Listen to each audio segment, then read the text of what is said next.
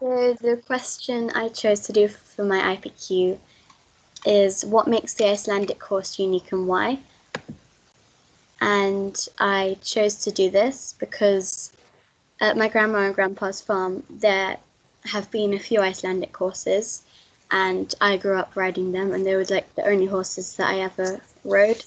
And they really interested me because they were different to all the other horses, and I wanted to find out why.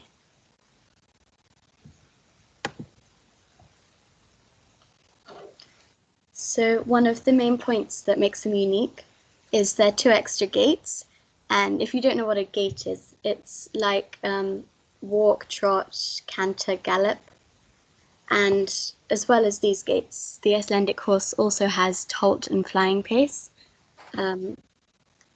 So tolt is a very smooth 4-beat gait, where the Icelandic horse lifts its hind legs up and its back legs are doing a sort of like trotting movement, and one foot is always at least touching the ground. It is said that tolt is such a smooth gait that a rider can drink a pint of beer whilst riding it without spilling a drop. And flying pace is a very fast, high-speed gait that usually can't be performed by every Icelandic horse because it's quite tricky to master. And it can reach up to speeds of 48 kilometers per hour. And this gait can be equal to a speed of a gallop, which is very fast. And both of these gaits are commonly used for racing, but only for the short distances. Riding flying pace is considered the crown of horsemanship. And here is a video that I got up.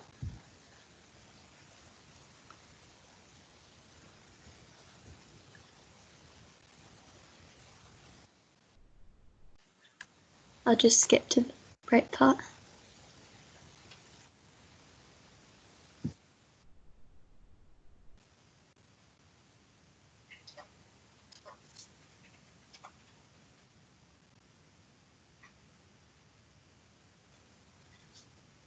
So this is how you can see it in a very good way.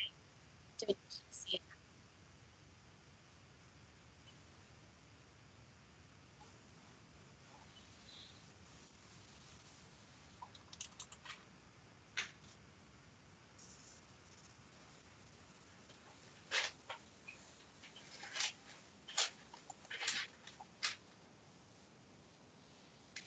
And this is flying pace. And this gait really interested me because you can see their legs are so synchronized, and it's just really beautiful to watch.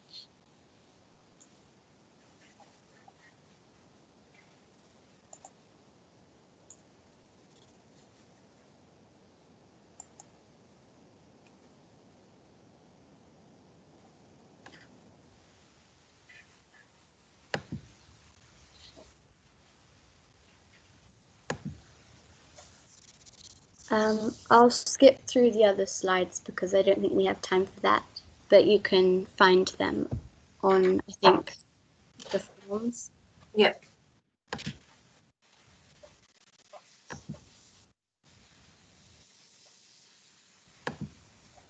So these were the different reasons I chose for, like, because I did kind of a question in amidst another question. So I decided to find out why they were able to perform these 2 gaits, and I had 3 main points, which were genetics, their habitat, or history. And here is another part of what makes them unique, and is why they're so special to the people. And after years of working the land and ploughing the fields, the Icelandic horse grew to become the Icelander's best friend and well-respected companion.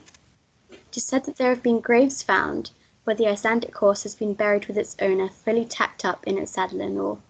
So it was very important to its owner, and they had a very special bond with all the people.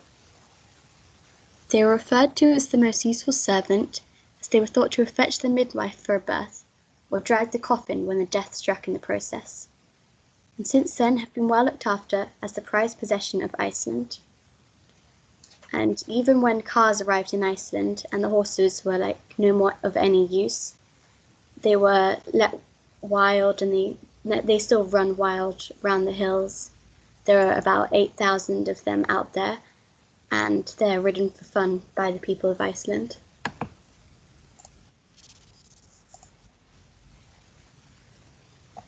So in conclusion, I found out that the Icelandic horse are unique because they have a very special bond with people of Iceland, and they are also unique because they have developed 2 extra gaits. And the reason that they developed 2 extra gaits is because of the DMRT3 gene mutation that caused both left and right legs to be able to move in different patterns and go faster without breaking into a gallop. So the gene that was responsible for controlling their left and right legs had this gene mutation, and due to it, it made them able to move their legs in the different patterns, which led to being able to perform tolt and flying pace. But however, the fact that the horse was kept purely bred for all these years is probably a factor to why they're still able to perform this gait as well. So history is also partly to do with it. And I also think that habitat encourages the horses to use tolt and flying pace around the hills of Iceland, because if the land is bumpy, it's a very smooth gait and it's easy for them to do. So altogether, genetics, history and habitat, I think, is all to do with them being able to perform their 2 extra gaits. Because if they hadn't been kept purely bred, then who knows what would have happened.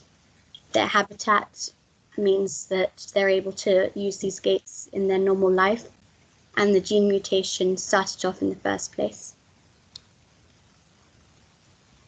And I also had a question for everyone watching, just to try and answer.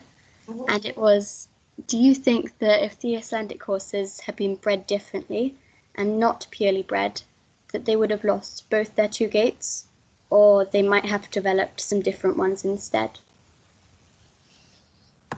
Wow, that's a really interesting question. Yeah, thank you.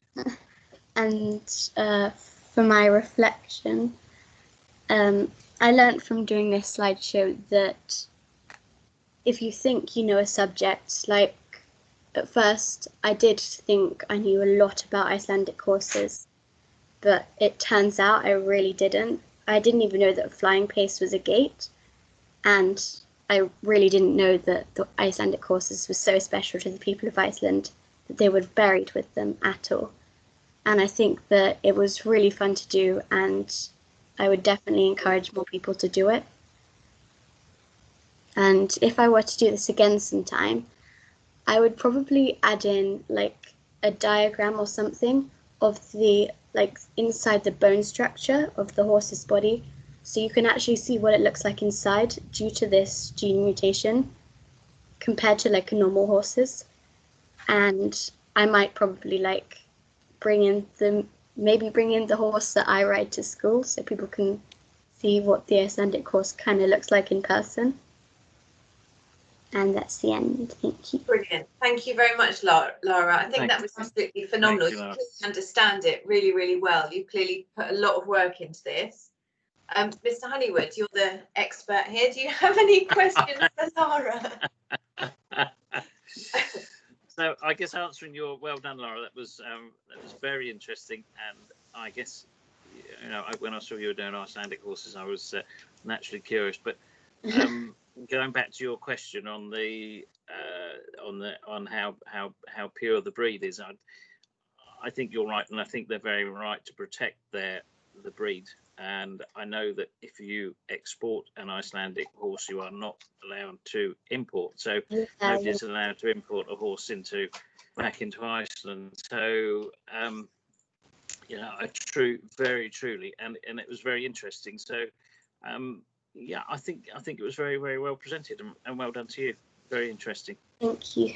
Brilliant, thank you. So Lara, can you tell me, how does it feel to ride one of the horses when they're doing these gaits? So you've ridden a horse doing a tolt, is that right? Well, Yeah, the Icelandic horse I've ridden it in a tolt, but he was raised in England because obviously his mother was like exported out. So it would, but it does feel like way different. It's really comfortable, and it's just so weird. And has So this do project you changed? have Icelandic horse, Lara? Well, my grandma has one that I ride. Well, I kind of used to ride because he's pretty small for me now because they are quite tiny. Yeah. And there used to be a lot more at the stables that my mum and dad used to ride when they were little. So has this project changed how you feel about the Icelandic horses that you're familiar with? Yeah, I think it has because I kind of thought of them as like a normal horse, but like after doing all this research about them, how special they were to the people, I see them in a different perspective. Like they're so strong. They manage to like pull everything, helping in the fields, and they're just completely different. Brilliant.